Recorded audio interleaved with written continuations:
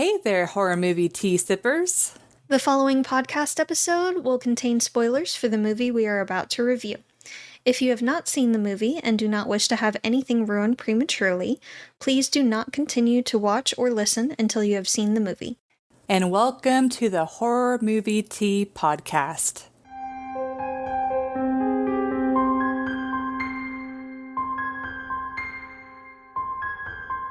Today we are covering Beetlejuice. Damn! But before we go into the review, let's grab our cups and talk about tea. So, I'm sorry guys. Doing repeats. We're trying not to waterlog ourselves. We're diuretic, we can't. Can only take so much in a day. I am drinking the Allegro tea, the organic pomegranate green tea. It's got green tea, pomegranate flavor, and cranberry flavor. And I am drinking Bigelow's chamomile, vanilla, and honey herbal tea. It's got chamomile, natural vanilla, and honey flavors with other natural flavors, and licorice root. Be kind, guys. This is our 8th recording today. We are crazy. A little bit. And loopy. And exhausted. Yeah. But for our tea sippers out there, brew yourself a cup of tea, sit back, relax, and we hope you enjoy the review. So for the summary, after credit to IMDb, after Barbara and Adam Maitland die in a car accident, they find themselves stuck haunting their country residence, unable to leave the house. When the unbearable Dietzes and teen daughter Lydia buy the home, the Maitlands attempt to scare them away without success. Their efforts attract Beetlejuice, a rambunctious spirit whose quote-unquote help quickly becomes dangerous for the Maitlands and innocent Lydia. I'd say that's actually a decent-ish summary. The mics probably aren't picking it up. I'm making sure. There is a person with very loud music. Her neighbors are not as considerate. And plus, this is an older house, so sound travels very well. Very well. Absolutely. Anyways, for entertainment. So I did grow up with this movie. Yes. But being fully transparent, it wasn't until my teens that I really enjoyed horror. So Beetlejuice to me was, like, I watched it for some reason, but it scared me.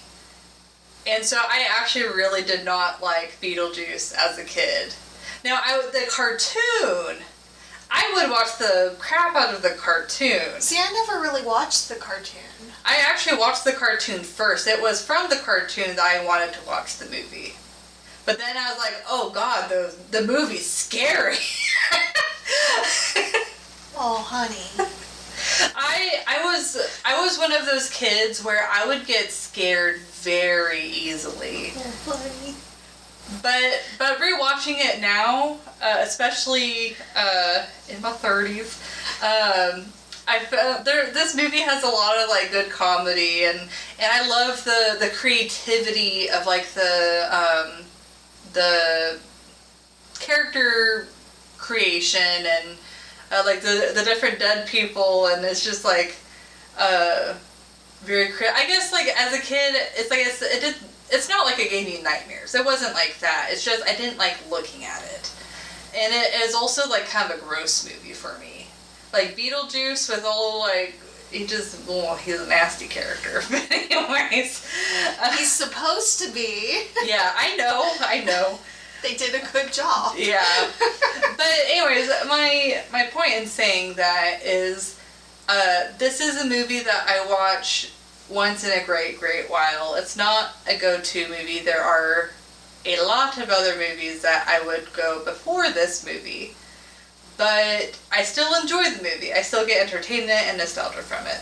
So I would rate it a 7.25. Shun the non-believer. My goodness. But yeah, I love all the little details and creativity on what it would be like to be a ghost. It really, pun intended, fleshes out what it would be like. I will say, I don't know if you got this, but knowing that Lydia still goes to school, it's a little oogie that Beetlejuice was like trying to marry her. Yeah, he was desperate to get out, so. Yeah, and I mean, he did say it was a marriage of inconvenience, so it's not like he wanted to marry her. He kind of felt like he had. She was the only option. Yeah. So I understand that, but it's like, since the movie chose to have him try and marry a high schooler rather than have like a younger woman like just living with her parents to like maybe transition jobs or maybe she had like a very bad divorce and she's getting back up on her feet or something like that. Like they could have made it less oogie. Also the 80s. Still not oogie. 88. Oh yeah, not disputing that. Just saying, different time. But yeah, it like the things that they decide to put in some older movies are just like, oh. Yeah, they wouldn't really fly now. Yeah. But like rewatching the movie now, it's a very fun, creative movie. Yeah. And then even just like the set designs, like whenever they're getting married and you see the archway or fireplace like change shape, it just so cool. Yeah. Just there's a lot of thought put into this movie, and you can tell. And I feel like the effects were really fun. I like that they had like a mixture of like practical, and there's like a teeny tiny bit of CG. But overall, the fact that they kept the effects more practical, I feel like means that the movie has held up pretty well still. Like there wasn't really a scene that I was like, oh yeah, that's like super fake. Sandworms? Well, yes. I mean, that's not what I mean. I mean like, okay, you know like Poltergeist where it's like the stuff was floating and it just like, and having the people behind it and just like the green screen kind of thing. Yeah, it's like there's no like green screen like choppy type of like the effects, whether or not they're real in our world, they felt tangible. Yeah. It felt like you could just reach out and touch them. Yeah. But yeah, so overall, like a very fun, creative movie. I will watch it again, but I have a pretty long list of movies I would watch before this one. Not to say there's just like not to say that this is a bad movie or anything, but compared to other movies that I've rated higher, this one, I don't think I'm explaining it right, really. But my point is, it's a pretty good movie. I am going to watch it again, but it's not like a go-to, I gotta watch it all the time type of movie. So I give it an 8.5. That's trying to remove some of the nostalgia glasses. I would have given it higher if I had fully let the nostalgia glasses right. But I love this movie. I grew up with this movie. I don't remember a time where I didn't know this movie. Like, we watched it at least once every year around Halloween. Every single year. Like, it was a family thing. It was always on. Usually around Halloween. We would watch it. And we would sing along to it and dance to it. And it was great. I do. The dinner scene is pretty great. It's amazing. I'm really glad. Apparently they were going to go with a different album, but it was more expensive, so someone convinced them to go with this particular album instead because it was cheaper and more accessible. And it worked. The music in this is iconic now. So, yay. It's just such a fun movie. It's not very realistic at all, but it still deals with different things like dark thoughts and death and transition, like moving and not knowing anybody in the area and being taken away from a lot of the scenery and things that you love and having to cope with great change in your life. So it does deal with a lot of deep, tangible topics, but it does it in an entertaining way. A non-realistic way as well. But it's still an entertaining way. So I really enjoyed it. I never had a problem as a kid with it. Though you watched some dark shit as a kid. To be fair, yes, I did. My parents were very much, well, they made me watch, well, they didn't make me watch. I watched Braveheart way too young, and that gave me nightmares for a long time. I remember they had that one on, but I don't remember much of it. It's like my parents would either allow me to watch like based on true story movies, which had some really terrifying scenes, or they'd be like, "You're watching Disney." No, yeah, Disney was never a question ever. It was always accepted. Oh, it's Disney. It's fine. The only one that they had some slight problems with was Tim Burton's Nightmare Before Christmas, and they were like, maybe not. It was only at one house, my grandparents' house on my dad's side.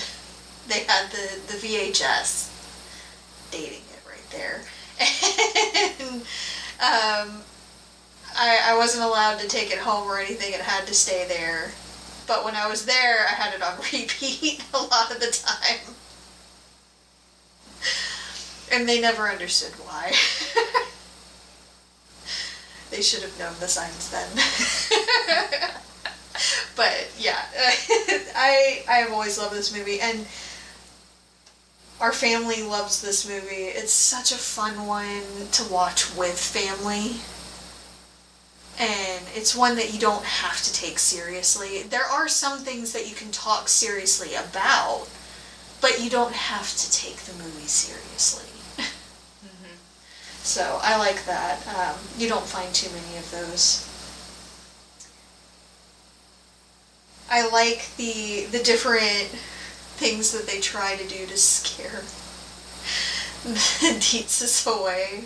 And they're not very good at it. They don't think it through very well. Like whenever they first start scaring the family, where like they open the closet and then he's like hanging through it. Yeah. As a kid, that's what scared me the most. Really? And then whenever they couldn't even see. Yeah. And then like whenever the lady's like, oh, you need to like show me how you can be scary, and then they're like reversing their like faces. Yeah. Like those two scenes were the ones that like scared me. I laughed. Oh boy. I have concerns. Well, with the face changing. Oh, yeah. I laughed at those. Now, the head chopped off, that was kind of gross as a kid. But he was talking and all, and then you see his headless body run up the stairs. That always made me laugh, I'm not gonna lie. That was funny. Because it was just so silly. Like, oh, I forgot to lock the door. So, yeah, it was silly, and it was fun. And they made light of very dark subject matter, so I enjoyed it. But then when they try to scare the music sheets. Yeah. I'm sorry, the sheet thing is not scary unless it happens kind of like in Paranormal Activity 3. I think. Yes, 3. When you see like it looks like a kid under the sheet and then suddenly it just drops and there's nothing there. That's how to do a scary sheet ghost kind of scene. This one, not so much. It really did sound like they were doing inappropriate things. Which you don't really catch on as a kid, necessarily, what it's kind of sounded like. You just think, oh, they're moaning like ghosts, but they suck at it. They're not scary. Yeah. So, they're just, that couple is so wholesome, and they can't. They're trying to do their best. They're not scary. They don't do scary. Uh-oh. So. Excuse me. Oh, sorry, I showed you. Yeah, really. Sorry, I was afraid I was gonna... I'm sorry. Did you not know? Sorry. I did it in my shirt. It's contained. Yeah, but still. I'm sorry. Face the other direction. Sorry. How rude. You're like, we just got through the pandemic. What's wrong with you? Seriously. Sorry. I'm so... Anyway. Okay, so most of the issues that I have are more for realism. I absolutely love this movie. It's incredibly entertaining. I watch it at least once every year. So this one is a go-to for me, for sure. And the fact that it's okay enough, even with the effects and everything, it's okay enough for somewhat younger kids to watch too, that makes it even better, in my opinion. I want to say it's PG. I think so. And I think nowadays with like the blood and the headless thing, it might be considered PG-13. I did hear something that originally, and this is back in the day where there's only G, PG, and R, and no PG-13. Yeah. But the original viewing that they did was, they actually originally rated it R, but Tim Burton was like talking to them and convinced them to rate it PG-13, which I think is appropriate. Like, this is not an R movie. Between PG and R, it is not an R movie. Yeah, like... It might have some dark themes and talk of suicide and depictions of suicide, even with like Juno with her throat cut and the people hanging as they're being kind of pulleyed through the area, the work area, or the other That's another part that scared me as a kid. The receptionist lady. I laughed because he had a tire track all through him. He looked silly as a kid. Oh well, yeah. But the guy that's like the filing guy. Yeah, there was another one that he was the one that freaked me out. Was more intact that was hanging. But and then the receptionist lady with her wrist slashed, which was slashed the wrong way, but we'll get to that in realism as well. And but like, yeah. Even then, it's not super gory. Like, I feel like if you're a kid watching it, you don't really catch on to like the little bitty details like that. Because I know I didn't think, oh, that person committed suicide. And me, like, as a kid, I was like, went over my head. Yeah, I was like, oh, they got in an accident and they got hurt and that's why they're dead. Yeah.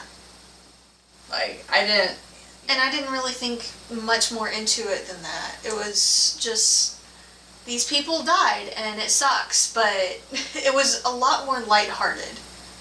Yeah, so. Yeah. Like, I don't even think this deserves like a PG-13. I think a PG is pretty... I think it's kind of in between the two. Yeah, that's fair. But yeah. But yeah, we can move on to realism. Woo! Realism. This whole batch that we picked. Yeah, what have we done? Why did we do this? I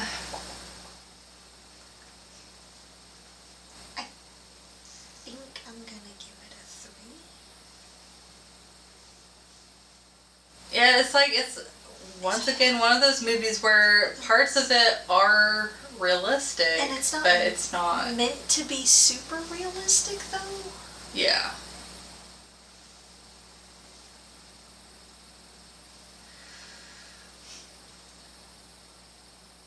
I think I will go with I think a 3 would be reasonable. Because I was comparing it to Corpse Bride, and I feel like it is a bit better than Corpse Bride.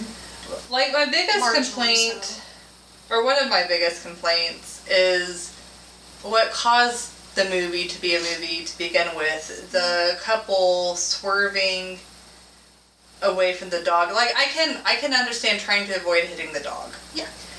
But they, like, really swerved. Like, even if he lost control, like,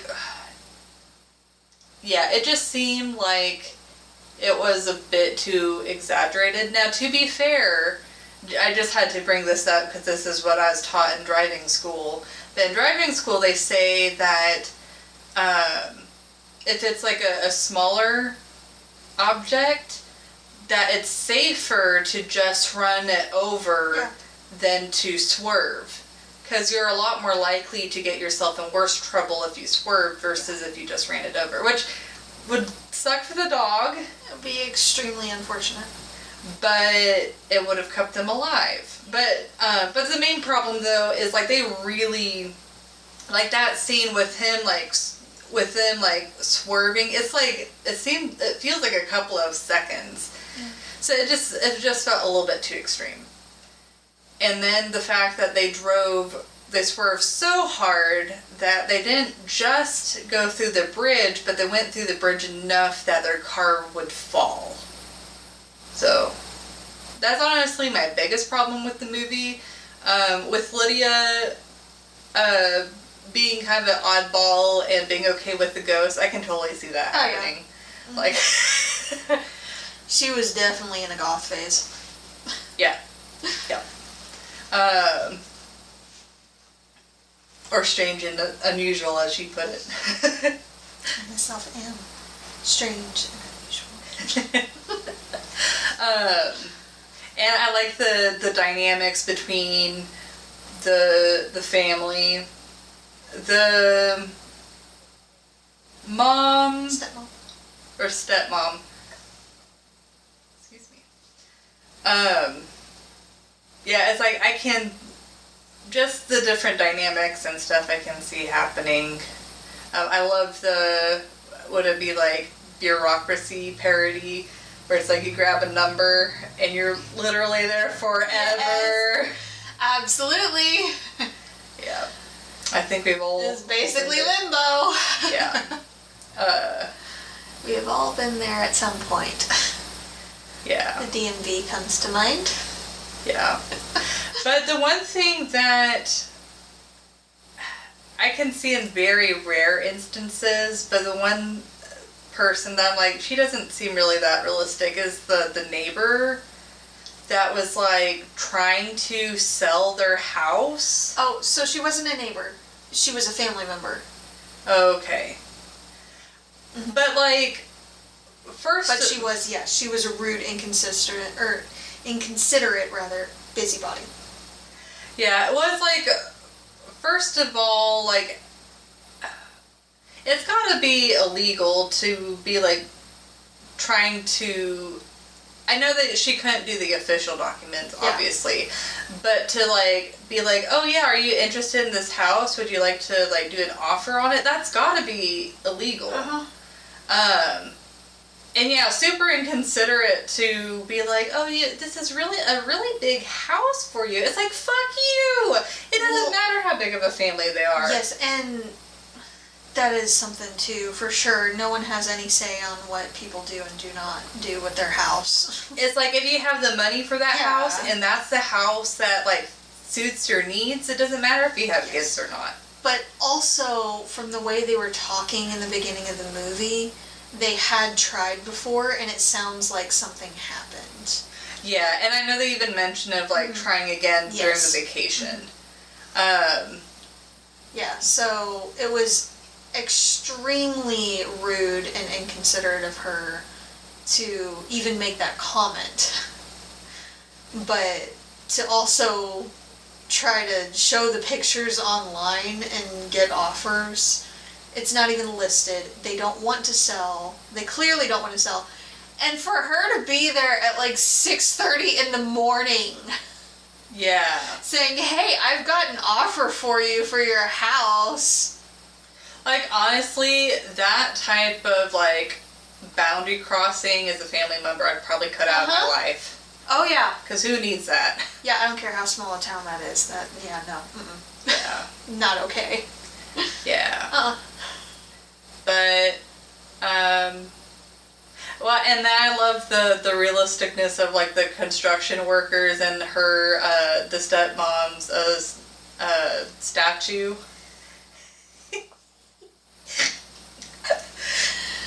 Like, even though it was, like, funny, it's like, there's some realistic elements to it too, which is why it makes it funny. Yeah. But anyway, that's all I got for realism.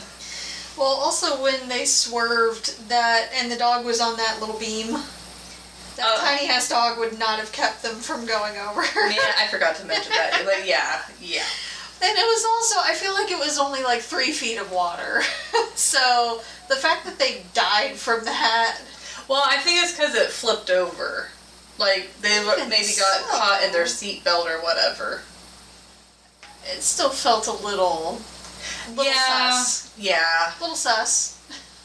It was not the most honorable of deaths.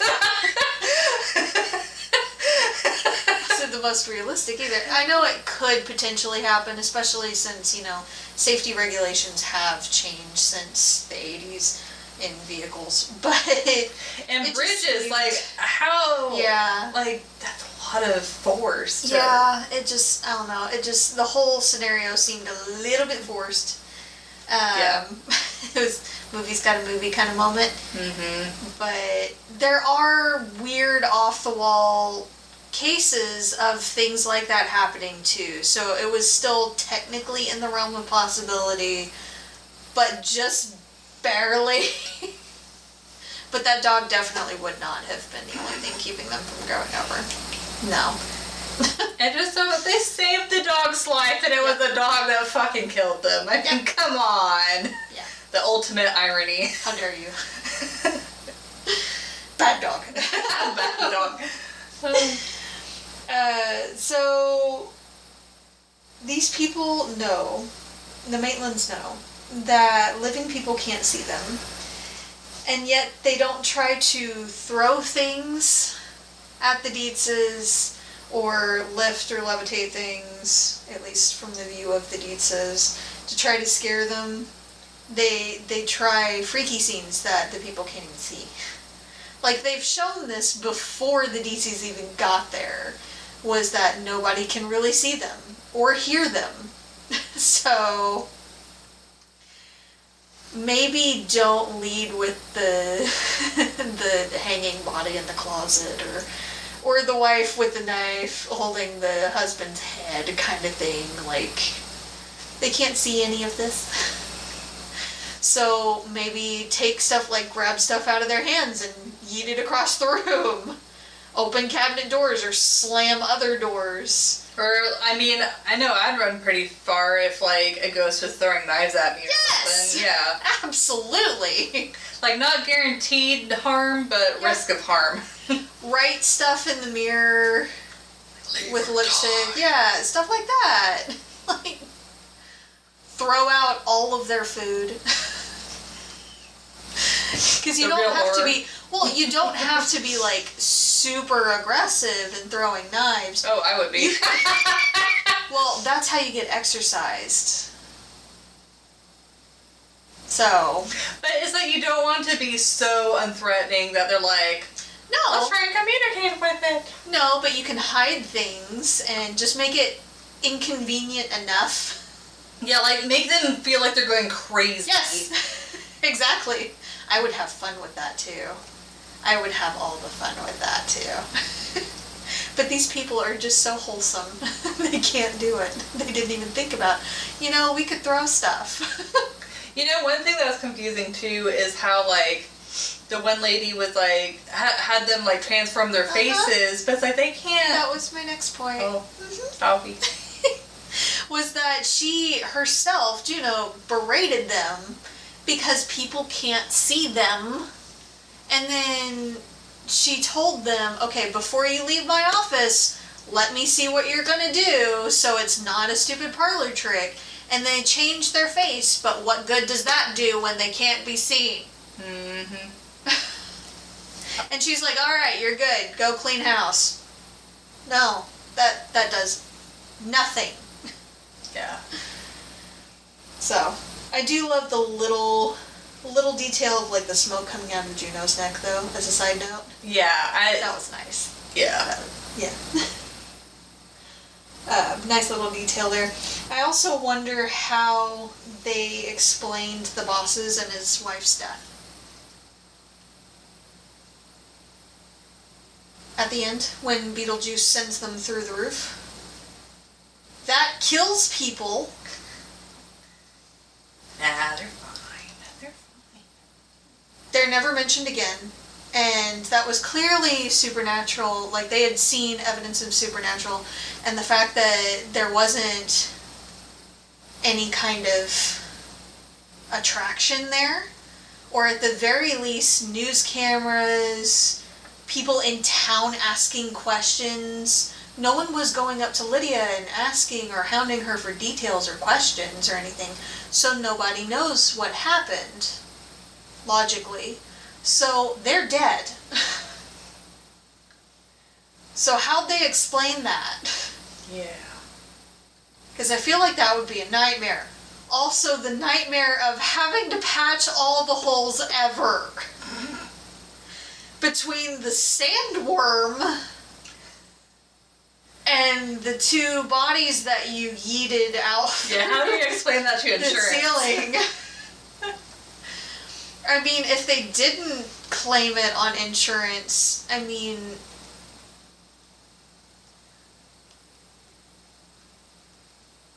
the husband seemed pretty handy. Like, he was building that model and everything. He had a hardware store. So he could have helped, or at least directed how others could help with repairing those areas potentially, which could help them get around insurance and things. But what did they do with the bodies? Also, did you understand the spell that the guy did? I took it as an exorcism that was interrupted. Okay, like it would have exorcised them maybe Yes. from the house, but then it was weird how like they became old and then all of a sudden became young, and then they could see them. Yeah, it was being reversed. Okay. And they had experienced the supernatural, so they weren't blind to it anymore.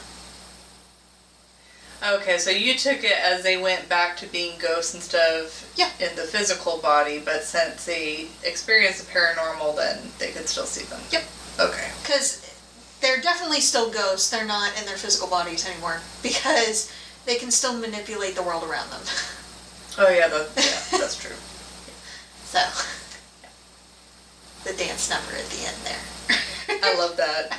A very good ending to the movie. I also wonder why the football players were there, though, at the very end. Yeah, that was really random. Yeah, a little bit. Like, we just want to dance. They just wanted to join in and have fun. It's fine. They wanted to party. Yeah. So, I got questions, but otherwise it's a very, very fun movie. Very enjoyable. I am hesitantly looking forward to the next one. Cautiously optimistic. There's another one? It has been confirmed. There's gonna be a Beetlejuice 2? It's going to be a Beetlejuice 2. No. And they got the same actress for Lydia and the same actor for Beetlejuice.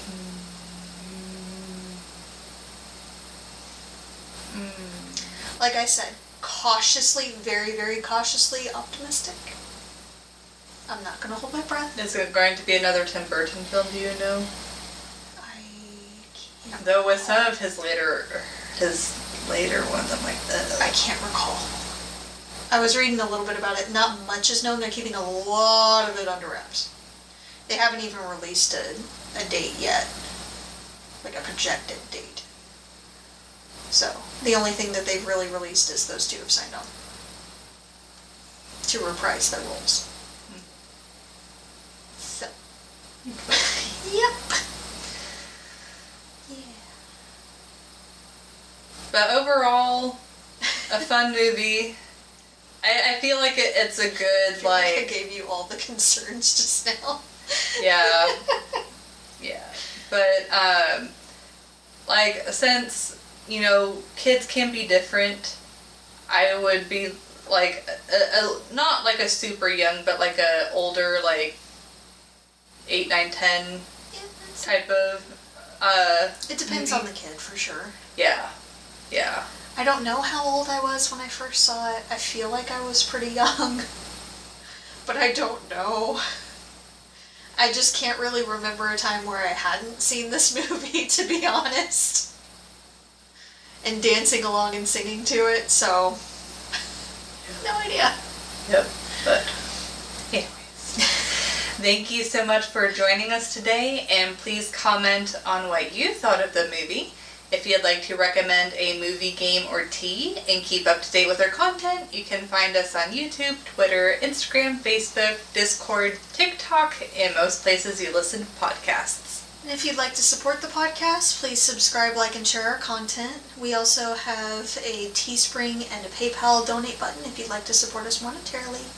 All of those sites will be linked down below that have been mentioned. And until the next time, guys, stay safe and stay spooky. Bye! Bye!